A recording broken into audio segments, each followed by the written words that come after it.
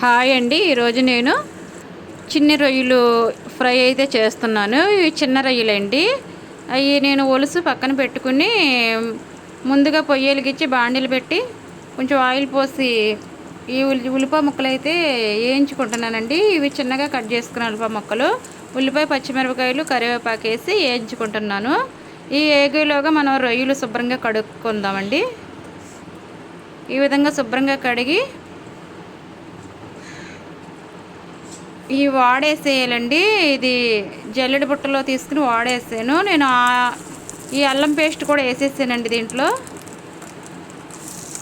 ఇప్పుడు ఈ శుభ్రంగా కడిగిన రొయ్యలు ఉన్నాయి కదా, అవి అయితే వేసేస్తున్నాను.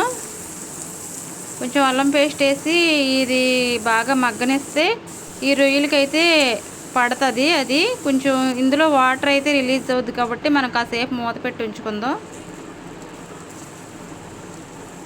ఇవి అయితే ఎగిరిపోయినాయండి రొయ్యలు వాటరు. ఇప్పుడు మనం కొంచెం పసుపు, కారం, సాల్టు,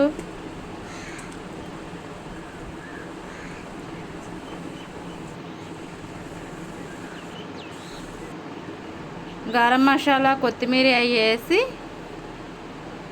ఈ విధంగా చేసానండి. ఇదేనండి ఈరోజు చిన్న రొయ్యలు ఫ్రై.